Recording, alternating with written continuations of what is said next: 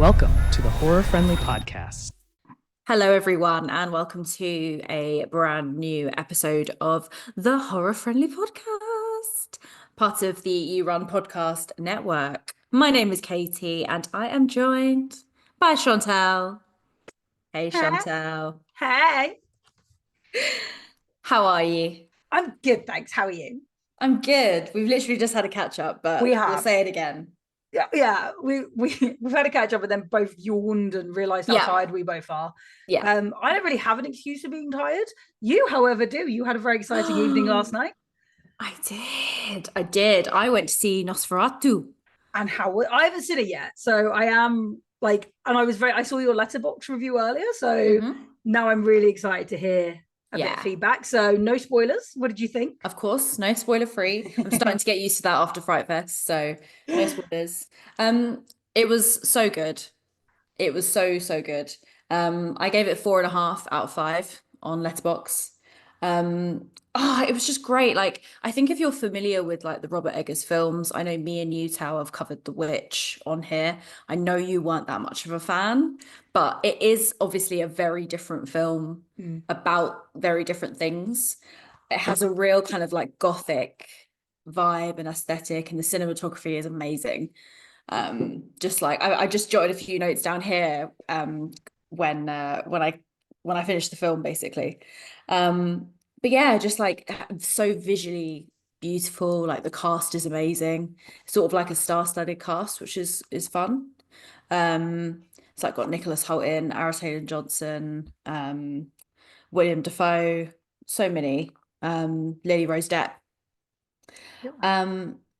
Yeah, so I mean, Bill Skarsgård is obviously Count Orlok, and I was a bit skeptical about it because I didn't love the It remake with him in as Pennywise. I didn't love it.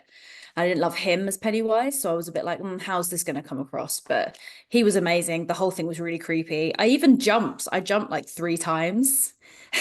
And I never jump. I pride myself on never succumbing. You're not a jumper. Succumbing to jump scares. But yeah, I did. But it was just a really amazing film all round. And I think if you are a fan of Robert Eggers films, you're going to absolutely love this. At the same time, it is very separate from The Witch or The Lighthouse or The Northman. Like it's in its own kind of separate box. But I would say like go and see it in the cinema if you can, because it is one of those films where like it does look amazing on the big screen. Not to say like it won't look as good, sat on your sofa at home, but I just think on the big screen it is so beautiful that I think you would be missing out if you didn't go to see it in the cinema if you can. So great, very good.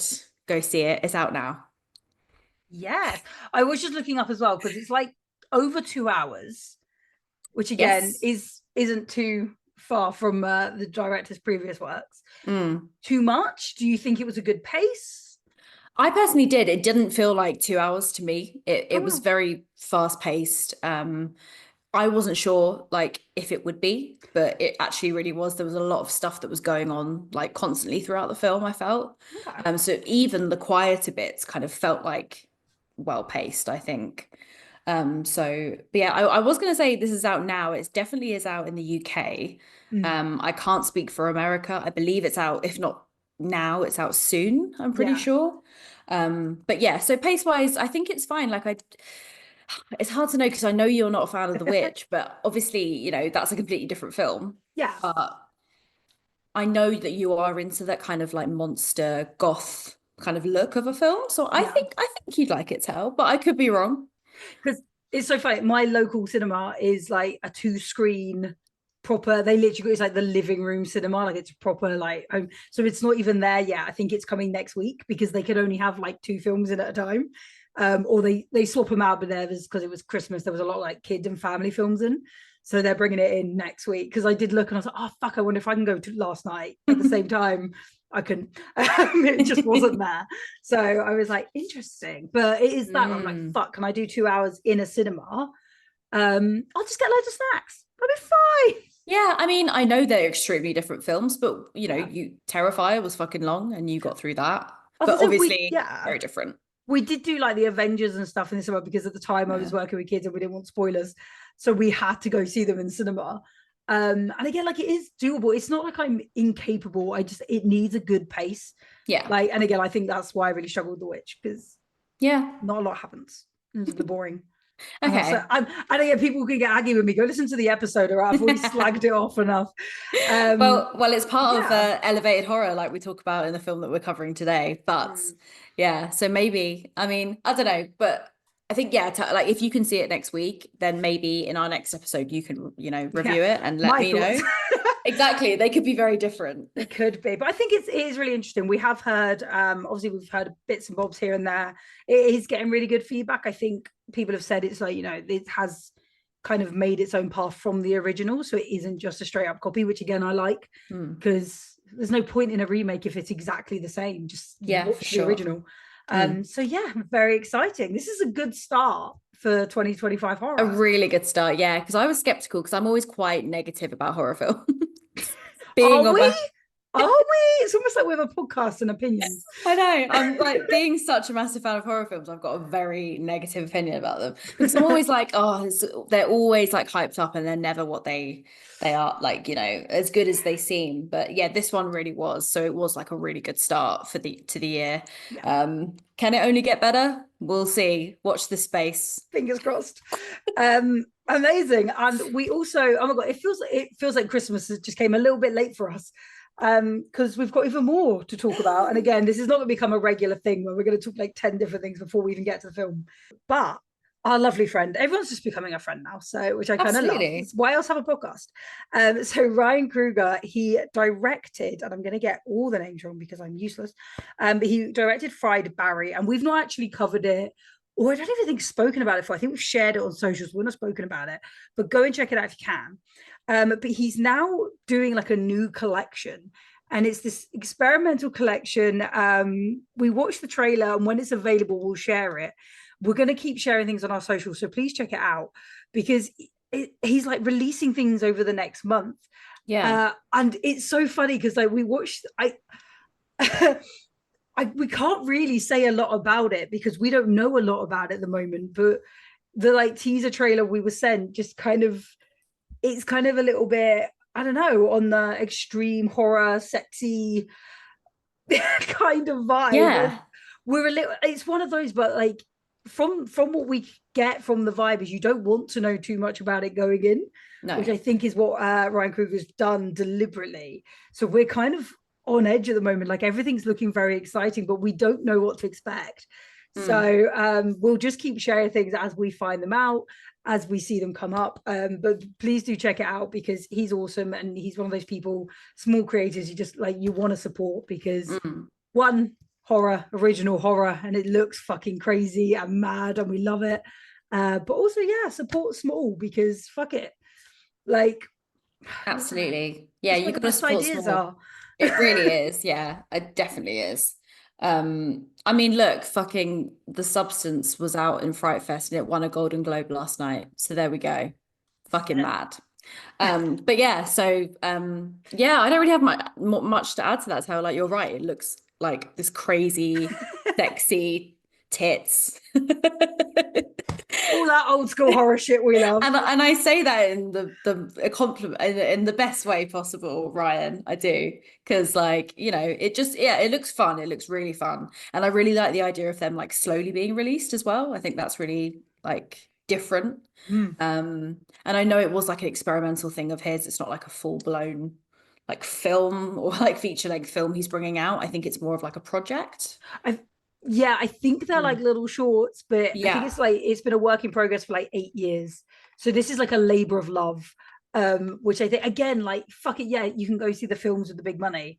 But again, this is why I'm like, you got to support the little guys, because they're the ones with the original ideas. And like, it's going to be something gritty and dirty and horror. Like, it's just going to be fresh and disgusting.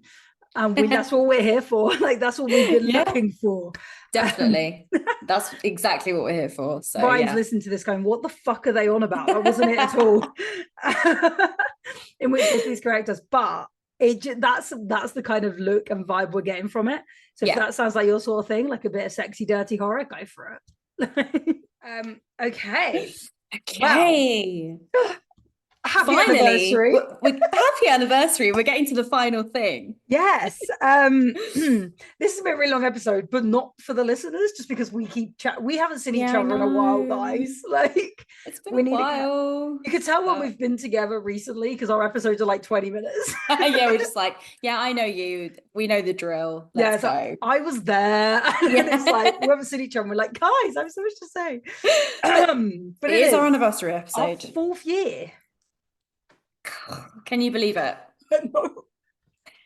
I can't, because I think a lot of podcasts like started in COVID, and I think we've taken so many like left and right turns. Like, it's so funny going through like old episodes and realizing how different everything is now. Well, it was like when, we would go through the entire film, the entire plot. Like, now we kind of pick and choose the bits that we like, and I feel like we've sort of evolved throughout the years. Yeah, we've got better. Yeah. We found our feet, we found our flow. We did lose Charlie, but we did. Hopefully she still listens occasionally and can hear us. I hope so. Moaning away at horror films. Hopefully she's still. we definitely left a mark, because every now and then she shares like on her Instagram like something horror related, and I was like, we've definitely given her like a new love for a new genre. But yeah, she's doing well, FYI, for people checking in. Just that, yes. I was gonna say like the same. I was like, everyone knows. If you want to know, go back to her final episode. Like, we don't explain it every time. But it is our 4th year. Clearly not professionals yet, because we still are rambling. But we are covering, as tradition, Scream 5. And yes, it is our 4th year, but it was because our very first episode was Scream 1. Hence why we're on 5. Yeah, don't come at us. Don't come at us. We can do maths. We can do basic maths. So this came out in 2022. Sam Carpenter returns to Woodsboro after her sister gets attacked by the ghost face. She approaches Dewey. I almost said Dewey wrong every time. She approaches Dewey Riley to help catch the killer, who warns Sydney and Gail. So, Katie, do you remember your first time watching this? I do. I went to the cinema to see this. Of course I did. You did. You and your discount tickets. Me and my discount tickets, my fucking Scream hoodie on. Yeah, I was there. First of all, can I say, with the description of that plot, Sam Carpenter, I mean, a lovely tribute to horror director John Carpenter, first of all. So already this film's a bit of me. But yeah, I know. I mean, to be fair, like, when I was going to go see this film, I was a bit skeptical. It's the first film without Wes Craven. So brand new kind of like producers and writers came in. I think Kevin Williamson was still a part of it. And I know obviously a lot of the old characters come back, but it was in new hands. So I certainly know that Neve Campbell was pretty nervous about coming back. Because she didn't kind of want to do anything to do with Scream without Wes. But it was only after the directors reached out to her and said how much Wes Craven like inspired them is when she came on board with it. So I think it was in safe hands, kind of knowing all of that. So I was really like kind of pleasantly surprised with this film. I thought it was really good. It was like a fresh new bunch of characters. I like how it wasn't centered around the old characters. Like, I feel like it really did need a refresh. So, especially after Scream 4 came out in 2011. So, a long old time ago, there was a big gap. So there needed to be loads of new people. And yeah, I mean, I fucking love Scream. So, but I really enjoyed it. I mean, I was really pleasantly surprised by it. What about you? I think it's so funny because, as you say, like, the first one came out in 2011, did you say? The 4th one, sorry. That's sorry, the 4th one. Yeah. So the original came out in 96. And so this came out 25 years later. No, wait. Yeah, close enough. Yeah. Close enough. It was set 25 years later. The maths might be like 24, 25. Because again, I was like, in my head, I was like, hang on, that's only 11 years, but you're right, from number 1. And I do think, but again, it does it in such a Scream way, where it's like explaining what a recall is as they're actively doing a recall, and you're like, it's so Scream and so on the nose. And as you say, it's got so many Easter eggs for people that are huge fans, but you also don't have to be a fan, and you can sit down and watch this as its own thing. So true, yeah. And it was done very well. I do think they pulled it off. I think there was things that were just a bit like predictable, Okay. but because we've seen them in recalls before. For example, Sam Carpenter being Billy's daughter. Like, okay, yeah, that might be, but again, because in recalls it's always going to be like, oh, my long lost sister, my long lost daughter. There's always going to be a connection there somewhere. So I think it was kind of, a little bit predictable, but also still fun because that's the recall rules. Yeah. So it's okay. Exactly. What I will do is edit in a spoiler alert before, before that bomb was dropped. I'm not sure anyone's going to be listening to this if they haven't already heard. Also, there will be spoilers for all the Scream films. Well, exactly. So whatever. Oh God. Where do we even start? Where do we start? I mean, talking of that whole plot, like, what did you think about Skeet Ulrich coming back? And like, did you like that? I loved that he came back. Yeah. But again, just a bit cheesy in the, this is my daughter, and then she's imagining her dad who she never actually met. Do you know what I mean? I think it was that where it was like she's kind of having these hallucinations, but of someone, which I suppose is fair, because like some people have hallucinations and it may be someone they've read about in a book or something. So I suppose it's the same. She's heard about this guy, and then she learns it's her dad, so she's like, oh fuck. And I love that they didn't have to de-age him too much. I know, he looks fucking great. Aged incredibly well, so they only had to de-age him a little, which worked better because, as we always say, CGI, because they didn't have to use a lot of it, will look better for longer. Yeah. But yeah, I thought it was a really cool to see him again. But is that because we love the actor and the character as opposed to loving that he was her dad? I think like you said, it kind of went within like the recall rules, but then also it was that really fun like Scream nostalgia, like bringing Billy back. So bring it back the OG. Exactly. Like I think it worked. Like it was very Scream, and it really suited to that whole vibe of what Scream is. So I think it fitted in perfectly, really. I think it works as well because Scream are very aware of their fan base. The same as they take the piss in Scream of Stab. Scream are very aware of their fan base, so they knew putting him in was going to get them like instant views. They knew people were going to come and see it just for him. That's true. So again, very smart move, but still within the universe. Yeah. So very clever. It's funny that you made that point because when Sam and Richie are on their way down to Woodsboro, they're like talking about, oh, you know, this is what happened back in Woodsboro, and Richie's like, oh, just like Halloween, and she was like, fine, it's kind of like Halloween. Like, what? So a guy in a mask kills people, like, so kind of like Halloween. He's like, well, yeah. Okay, fine. You mean like in Halloween? No, not like in Halloween. Oh, sounds a lot like Halloween. All right, it's a little like Halloween. Okay, fine. Halloween was there first. We'll go. Yeah. It's also just hilarious. It's like that thing where you and I are always quoting Friends, and it's just like, oh my god, this is brand new information. Like when the reveal of him comes later, and he's like, oh my god, I didn't know. Yeah, when he's like, oh, it's a bummer, it's me. I know. Yeah, I was actually annoyed. You were annoyed. I was so annoyed it was him. Sorry, we're jumping straight. To the end. But we'll get there. Tal. Yeah, we will. To come, yes, because I just love, like when you were saying earlier, like the nods to the old Scream films as well.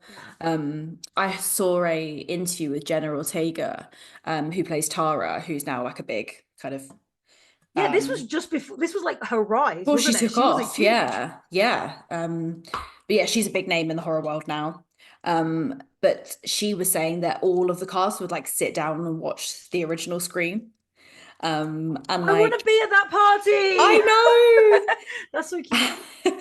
And Jasmine Savoy Brown, who plays Mindy Meeks Martin, so Randy's niece, she had never seen any of the Scream films before.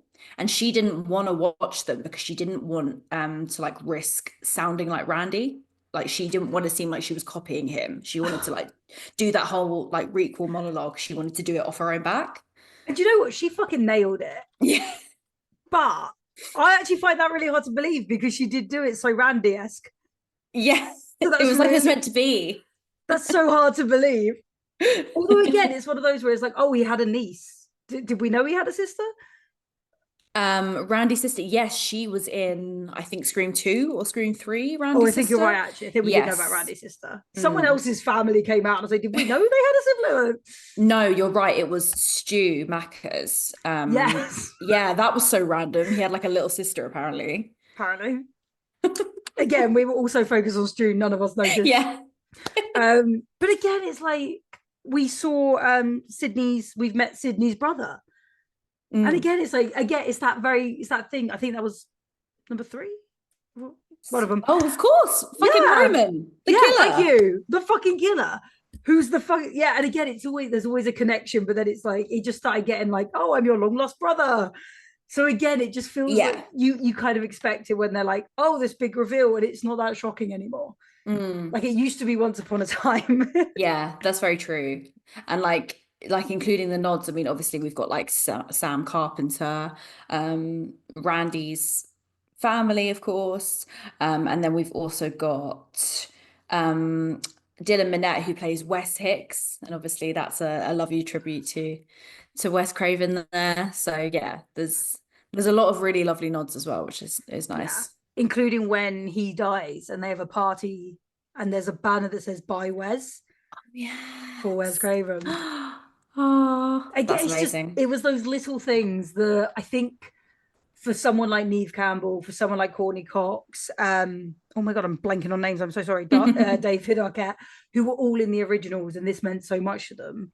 I think coming back and knowing that they were going to put things like that, they may not have known, but when they saw them put those things in, Yeah. I think they'd have known they made the right choice because like it did seem like really respectful. And again, I think it was made for the fans. It was made by fans, essentially for fans. Yeah, that's so true. I love that. Yeah, it was definitely. I don't think I love came up that. with it. I'm pretty sure I've heard it elsewhere. No, just take credit for it. I'm going to find where it was from. And it's going to be I fucking something love really that. famous. That's so true though, because I think every single fan of Scream, if you haven't seen it, will like this film. Like it has all the traits of Scream that you want in there, but it also has like a elevated horror. It has new horror references. They talk about the Babadook or Jordan Peele films. Like they bring all of that in. So what's not to like, really? Yeah. I also do love the Melissa, I'm going to get her surname on, Barrera. And Jenna Ortega as well. They play sisters and they look alike. Minus the height difference. However, when you then find out they've got different dads, you're like, maybe the dads had the height genetic. Because that was the only bit I was like, me and my siblings have a height difference, not that fucking much. Like, but they look alike, so they can get away with it. So I was like, yeah, that's what happens when you have different dads. Yeah, I guess. apparently so, I guess. But oh no, it was. Yeah, so good. I thought as well this was a lot gorier than previous Scream films. Did you find that?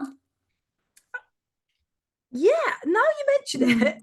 Because again, Scream's you see the death, you don't normally see the gore. It's just a quick stab, but because there's so much, like, they just do it under the clothes. Yeah, because there's so much other stuff going on that you don't really.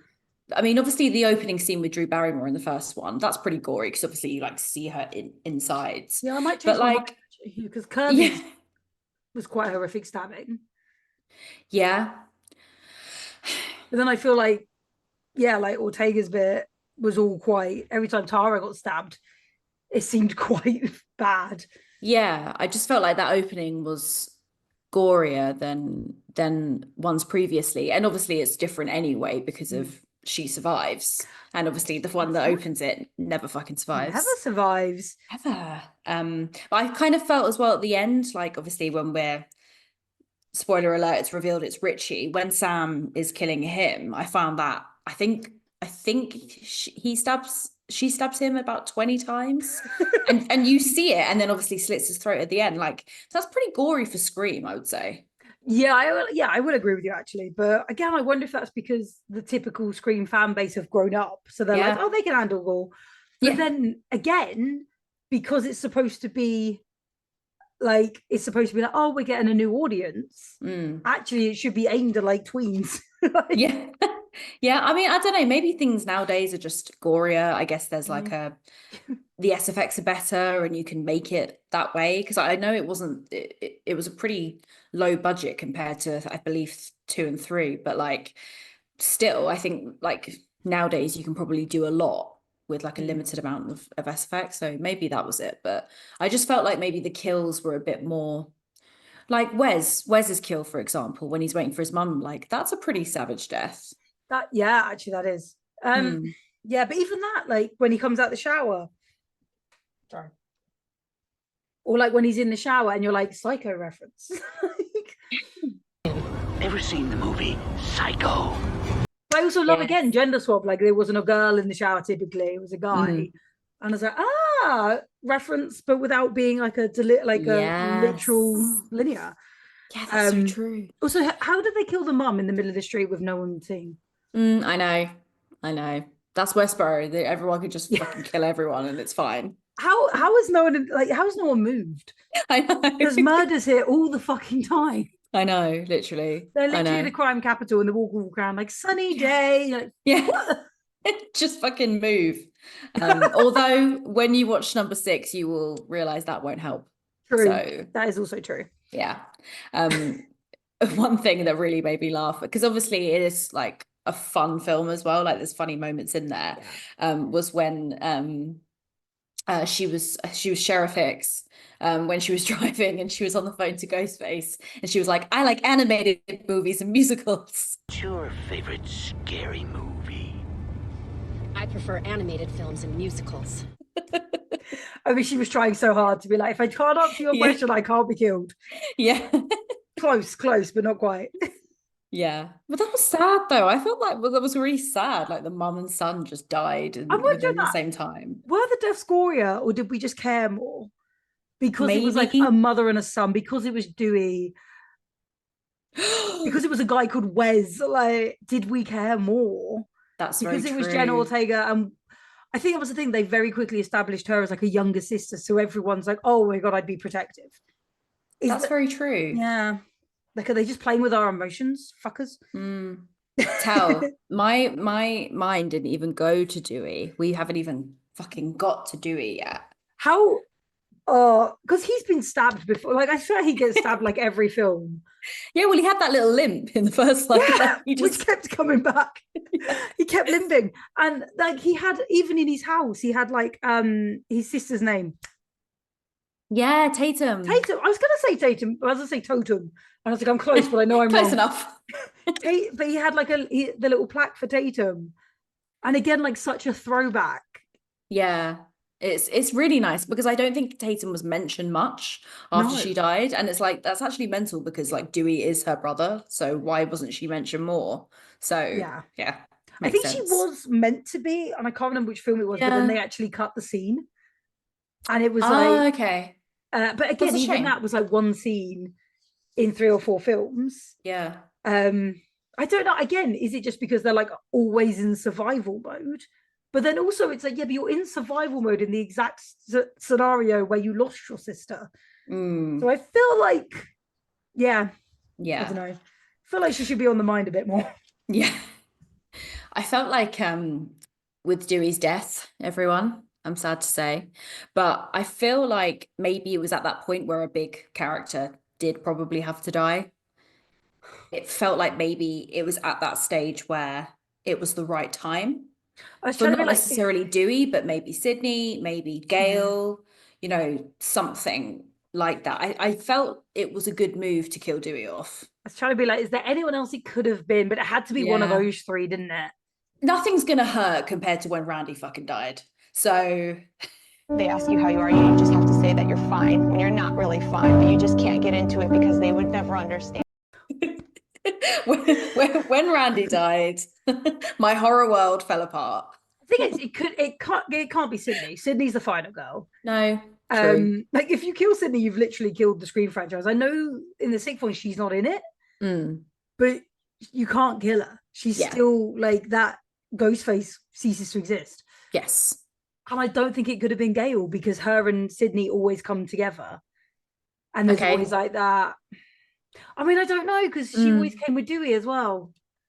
Yeah, but then they were separated. Kind of Dewey had his own, he didn't, the last couple of years haven't been good for Dewey. So it kind of felt like it was an appropriate time. Were they trying to make it a mercy kill? Is that why they made it look like his life was sad? No, it's Dewey. No. Well, it's Surely so not. good though. Like when he looks at the picture of Gail as he's dying. Yeah. Like it kind of, and then he smiles at the end. You feel like the writers and the directors, they kind of gave that for him, his character at the end, which I thought was nice. It's an honor.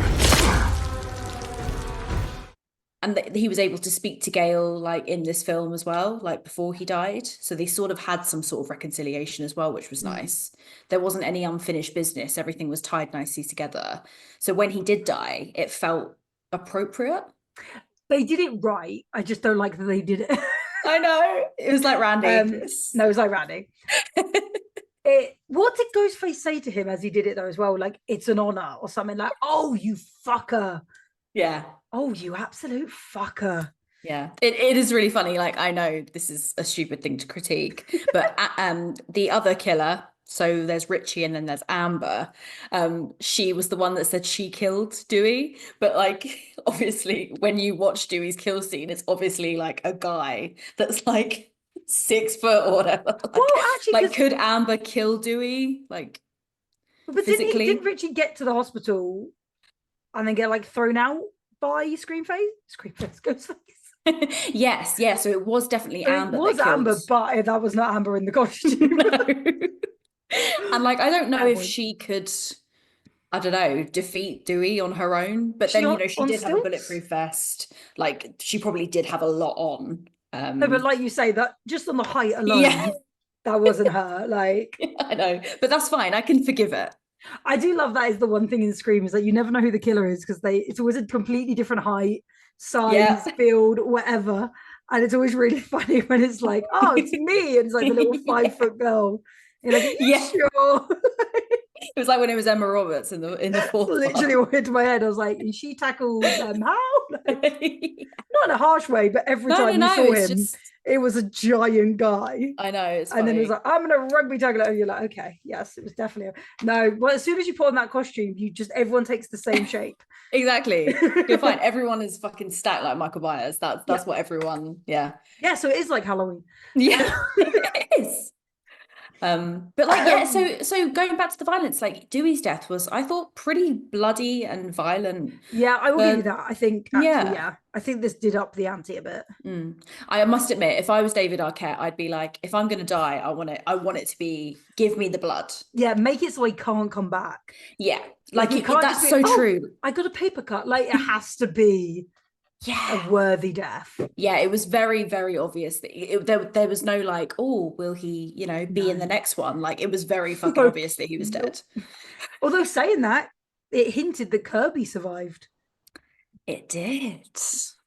It did indeed. Which was on oh my god, when Richie was watching like the YouTube videos to like catch up. And it was the Dead Meat guys that were doing their podcast, which I fucking love. And then there was a little like talking to Kirby, and I was like, I want to watch that fucking video.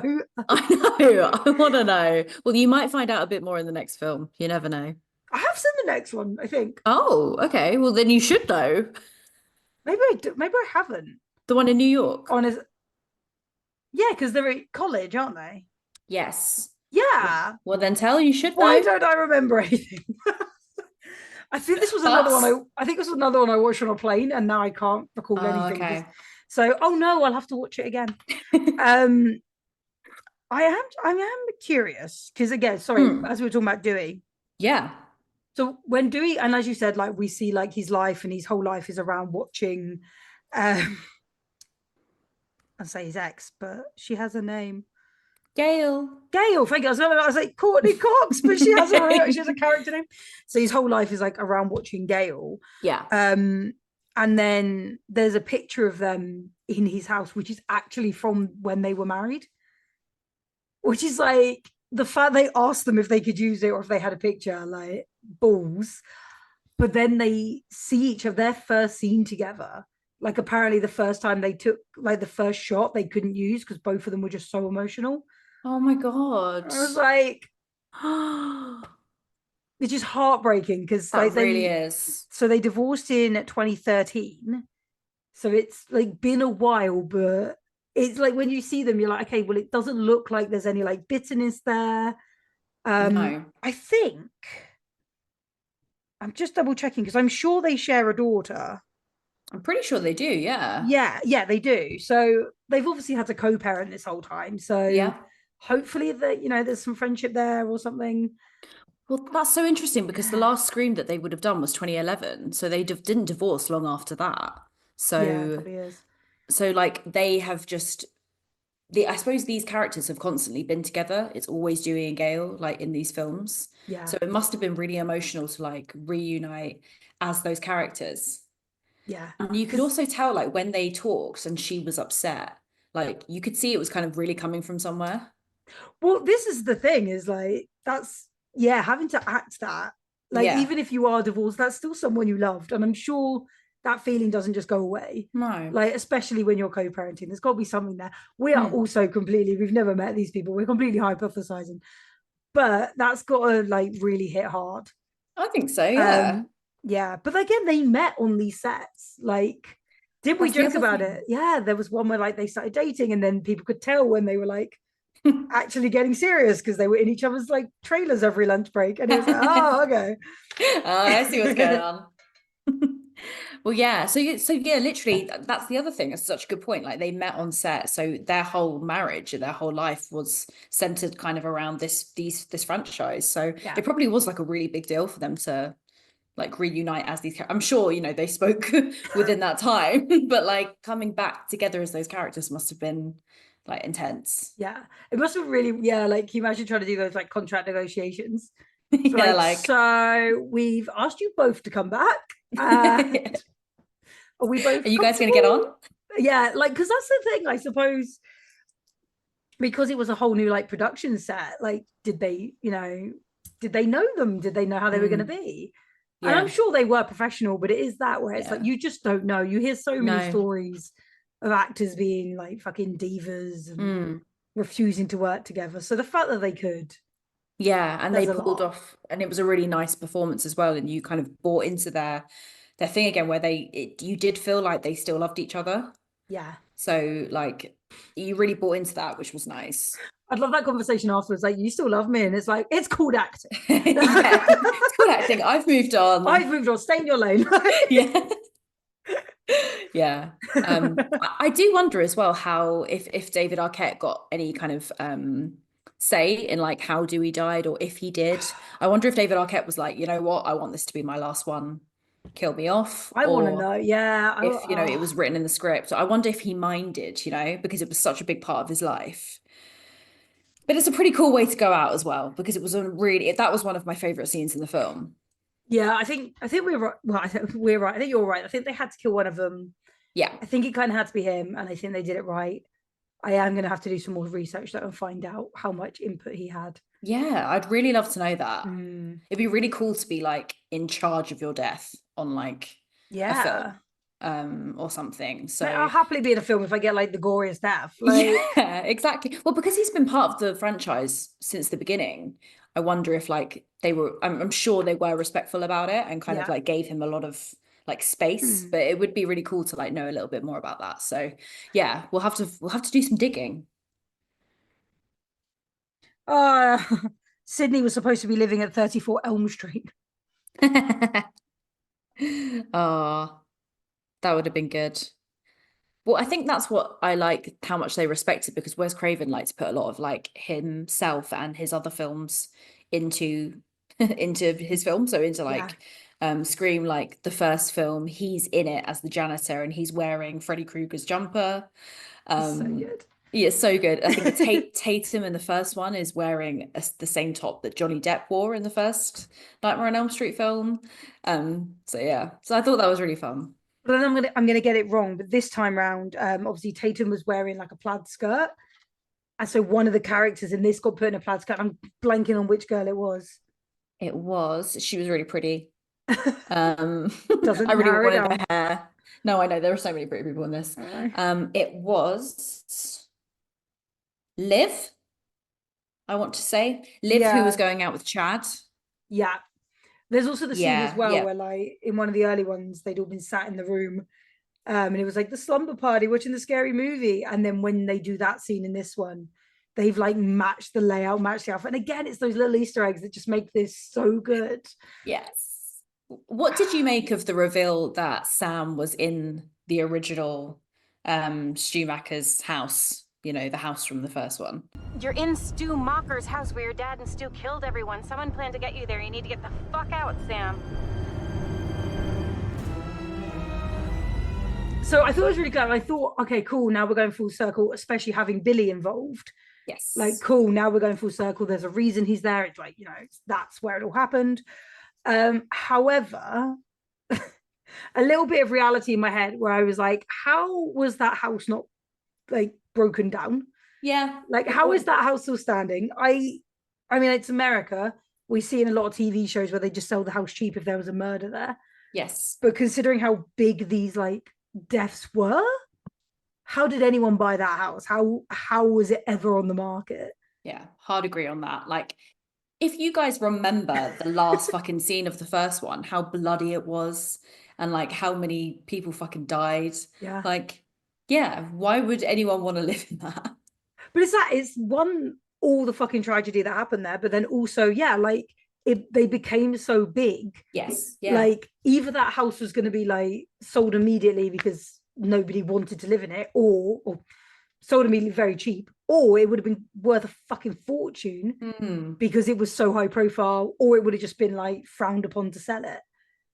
Yeah, because you're right. Like, obviously, Woodsboro is a small place, but it wasn't. Yeah. It was such a high profile thing. Like, there were so many Ghostface killers by the time this film came out. So yeah. So surely you'd stop like advertising anything to do with them.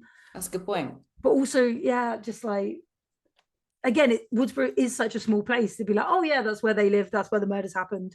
Like, would you ever want to live in that house and everyone just drive past and point at your house? Yeah, no, definitely not. Although that house is in the middle of fucking nowhere, people would go and make the effort. True. It's do you know what I mean? Yeah, people go, they'd egg it, or people will come out dressed as Ghostface. Like, you'd never have a moment's peace. So I'm just surprised from a reality point of view that it was even still standing. That's a good point. Yeah, I think that was kind of like the fun slasher thing where it was like, oh, cool, throwback. But actually, when you really think of it, it's kind of like, It's like, did you rebuild it? How the fuck happened? Like, yeah, how does this? Yeah, no. I was just like, no, there's no way that house should exist. No. But kind of, yeah, I was like, okay, cool, let's go full circle. Let's make it work. Which was quite funny. But yeah. And it was all the nods, like you were saying, with like Mindy sat on the sofa and like started chatting up that girl next to her. Yeah.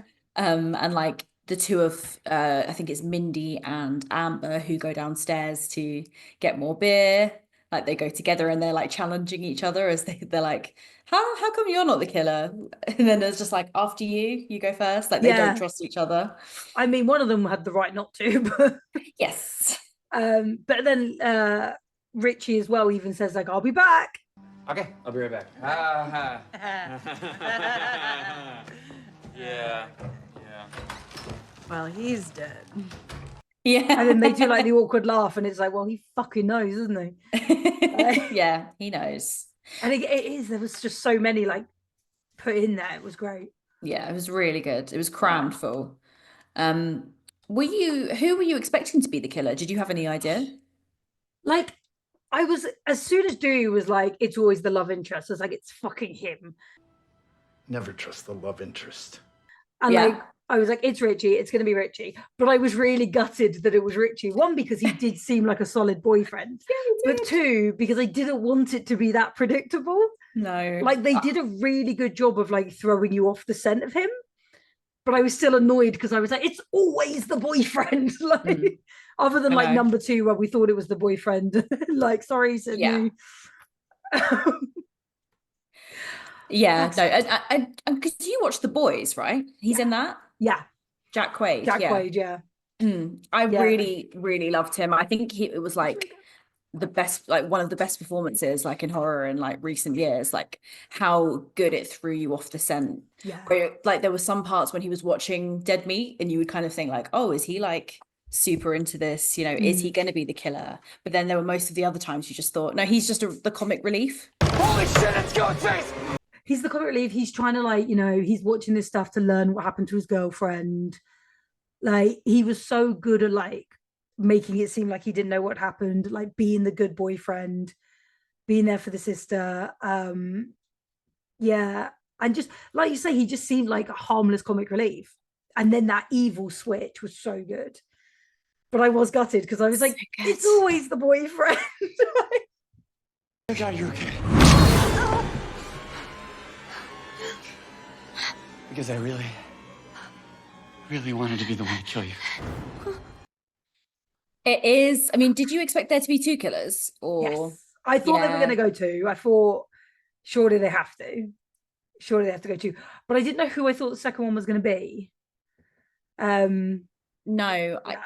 I liked that it was Amber, to be fair, because I thought, yeah, I did think that Mikey Madison, she did an amazing job at being that kind of like Schumacher, proper psycho one, whereas Richie kind of had a bit more of his head together. He kind of was making comments at Sam. It felt like it was a deeper portrayal than Amber.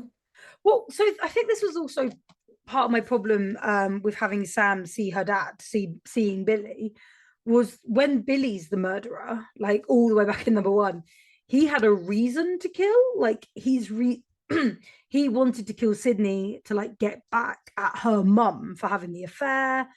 So don't be wrong, it wasn't a good reason, but he had like, there was a reason that he wanted to murder people. This time it was because we want to get famous and we didn't like stab 8. And I was like, that's not a good enough reason. Like there needs to be a better reason for me. And then because then when Sam is like, oh, like, you know, it killing is in you, you can kill. I was like, but that again, like she hasn't got a reason. She's not trying to get revenge. I mean, she's trying to survive. But you know what I mean? I was like, I suppose Sydney always ends up killing Ghostface. You kind of have to kill him. You can't just get him arrested and send him off. But it just, to me, I was like, there's not the same like reasoning behind why they're doing these kills. No, definitely not. I think like, because in the last kills, like it's going from 1 to 4, they were always connected with Sydney in some way. Yeah. You had obviously the niece, the brother, the boyfriend, like, you know, the boyfriend's mum, the boyfriend's mum. Like there was always a connection. So this, I think, threw people off because, well, it didn't necessarily throw me off because Sydney was hardly in this film. So I didn't really think the killer was going to be completely like associated with her.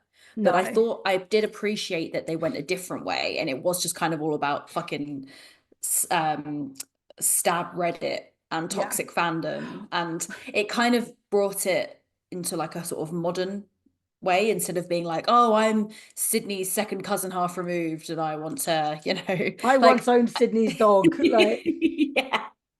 So I kind of like that they had no association with her. No, that is true. And I did like it actually because I think it was a bit of a jab at fans when fans are like, I don't like how this fandom's going. And you're like, great. You don't have to like every film in a franchise. No. You can still think number 1 is great. You don't have to like all of them. So I do like that it was a bit of a piss take and a bit of a jab at fans doing that. Yeah, horror fans as well. Horror fans. And I'm still going to slag some films off regardless. But I'm not going to go on a killing rampage because I don't like a film. So I did think it was... Yeah, I did think it was quite funny, but I was also like, where's the connection? There's not, because Billy's there, I want his reasoning. Although, so Billy was technically a teen dad, but obviously died before he raised their child. So had he not been a psychopath and he got together with Sydney would have been her stepmom. That's true. That's weird. Right? So there was kind of a connection. It just wasn't to the killer, it was to the that's true girl. Yeah, that's true. The flame. You're right, like somehow it all does kind of go back to Sydney. But like you say, passing the flame, I do think they were kind of like subtly trying to do that. Like I felt like Neve Campbell, like she came back, and I think her, like the way she betrays Sydney and Gail as well, they kind of like, right, we've done this fucking 4 times before. Let's go. And I Let's loved that go bit. again. Yeah, I love that bit when they see Amber come out and Amber's like screaming for help, and they're like, "Do we believe her?" Like they've been here before. They know this. They know the drill. Yeah. And so I feel like they very much like took a step back, and they were obviously at the end on the show, the final showdown. Yeah. But I feel like Sam kind of took the kind of crown off of her, really. And I think it was probably the right time to do that.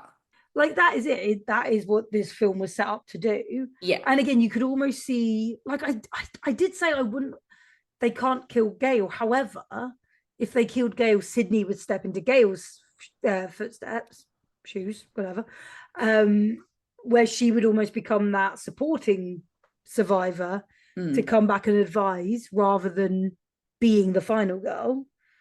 So people to support Sam. Yes. Actually, I'll tell you, when I first watched this, I thought Tara was somehow involved and somehow one of the ghost faces, which is hilarious because she spent half the time in the hospital. Why are their hospitals always dead empty? Yeah, I know. It's always the case with horror films. And especially Scream. I'm like, where is anyone in these fucking hospitals? Literally. Where? It's fucking insane. Like it's so annoying. I don't know if you've ever stayed overnight in a hospital, but they're busy fucking places. Like, well, not the ones in Woodsboro, apparently. Apparently not. That's because they've only got a population of 6 and they all keep killing each other. Ghostface keeps killing them. Honestly, they just need to shut the whole town down. Yeah, they really do. You're so right, though. I thought 100% it was going to be, because I kind of recognized Jenna Ortega when this came out, and I thought, well, big name. She probably, by the time the 6th one comes along, she'll probably be too famous, so they'll make her the baddie just to kind of kill her off. Also, but yeah, I love that they didn't do that, but I completely agree with you. Like, I think it easily could have been Tara. I also, because I was like, well, it's going to be because her sister abandoned her and she's evil. Like, I thought there was going to be a reason. And then it just turned into like a really lovely story about the sisters. So I was like, okay, we'll take it. And then we do follow their story again in number 6. We do. Which, although not number 7, which is not out yet, is due not next number year. 7. No, it's all a bit of a shit show with the Scream franchise at the moment. Fucking mess. Yeah, there's a lot that's happened with the franchise. Yeah. I know Melissa Barrera isn't going to be in the next one. I know there were some views that she had on the Israel-Palestine genocide. So I think, and then I believe Jenna Ortega left after that, and I think quite a few of them have left. So I think Sydney's coming back, and maybe Gail, but I don't know exactly. So they're both listed to be back, which again, because like Neve Campbell had stepped down in number 6 after like contract disputes and everything else. And then like Matthew Lillard came out to like speak on her behalf and be like, they should be paying through the fucking nose to keep her. Yeah. Like she is carrying the franchise on her shoulders. And I knew they wanted to do this like pass the flame thing, but they still needed like Sydney Prescott. So whatever they've agreed to get her back, I don't know, because like they must have gone fucking above and beyond. Isabel May and McKenna Grace are both due to star in it, which it's funny because they were both in Young Sheldon, which we happened to be watching the other day. And Asa German, why does he look so familiar? Oh, he's in Gen V. So he has worked with Jack Quaid. Right. Because I know that one of them, I think, is supposed to portray Sydney's daughter or something. Of course, because she would have grown up. Although, hang on, wasn't she in a pram in this one? Yeah, could have been an older. So there's going to be like a little kick-ass 5-year-old. Basically, yeah. Basically, Ghostface is getting old and tired, and he wants to kill them while they're younger before they get to teen years. I might have also just made that fact up. I could have seen that. Are like, fuck, where did you learn this information? I might have seen that on Twitter, and I'm not sure that was a real thing. So there's me giving into fucking toxic fandom. We will find out next year. No, it's because we're predicting because we've seen films before, and we're like, well, it's going to be the kid. Yeah, it's good. Yeah, I might have completely made that up, so I'm sorry, everyone, if I have. But let's maybe do a poll. Let's see. Like, do we think it's going to be her daughter? Yeah, there we go. We don't know for sure, but it could be. But yeah, so there was a lot of cast changes. Yeah. Recently. So yeah, don't really know where this franchise is going to go, but yeah, we shall see. We'll see. Although talking of Sidney Prescott's family. I keep going to call her Neve, like because it's Neve Campbell's family, not her family, Sidney Prescott's. So hang on, where did it just say about her husband? Because she's obviously, I say obviously, it is said that she is married in this one. Oh bloody hell! I just lost it. So this is from IMDb. Neve Campbell didn't realise until after the fact that Sidney Prescott's husband in Scream 2022 was an Easter egg. While speaking with Scream Rant about her role in the film, Campbell was asked about the Mark Kincaid Easter egg. She revealed that someone just told me that yesterday and that she didn't realise even when she was saying it. How are you? How's Mark? I think I'll keep him. So you can consider it's been 22 years since the release of Scream 3 and the character has not appeared since then. This was not surprising, though she admitted that, what is funny, I played Patrick's sister in Grey's Anatomy. It's him, Patrick Dempsey. Patrick Dempsey is her... Mark Kincaid. Wow, I didn't know that. So I wonder if they'll try and bring him back somehow. Because again, if it's going to be their kid, if it's going to be... Good point. Maybe not. But maybe not. Again, as we know how films are to do, they do tend to try and bring the family involved, especially if they're related to Neve. So, related to Sydney. What did you think of the fact they called this Scream 5, but then basically drop the 5 and make it really hard to find anyway? Scream 2022. Well, I think that goes perfectly with requel rules. I mean, you've got Halloween 2018, Texas Chainsaw Massacre. That would be true if the next one wasn't called Scream 6. Okay, well, good point, but we move on. It's just like Halloween. I'm the worst podcaster ever. Good point, but we move on. No. You can have your point to yourself. Keep your point over there. I thought it went well. I loved that in the dead meat bit, Chelsea does actually say in the thing, she's like, why is it called fucking Scream? Why is it not called Scream 5? Why is just it called Stab? Scream? Stab? What, just like the original? Just call it Stab 8. It's fucking Stab 8. You're not fooling anyone. It's just like... Yeah, why is it not Stab 8? Which I even loved with the logo where they put the 8 in the B, and they do that with this where it's got like the V and the 5. Sorry, the V and the N. However, they did that in the first one, so they already used the 5, which shows they never expected to go this long. No, they know what they're doing, don't they? Yeah. But literally, me and you right now are like fucking dead meat, saying like, why is it not Scream 5? Why is it not Scream 5? Do you know how hard it is to find Scream 5 when you just have to type Scream in? But yeah, I think it went with the whole theme of the film, if I'm honest. Like, no, it does. Yeah. It does work. But that's not the point. That's not the point. Not the point at all. So Chantal, to celebrate our anniversary episode, and I mean, I say to celebrate, we do it every single time. Would you survive Scream 2022? See, I was gonna quite confidently say yes, and then I was like, but actually, I thought it was Tara for half the film, so I just stabbed the wrong person. My partner is sat right behind me, but it's also like if I found out my boyfriend was trying to kill me, I feel like I feel like I could kill him and defend myself quite quickly. I'll deal with the feelings and the emotional trauma later.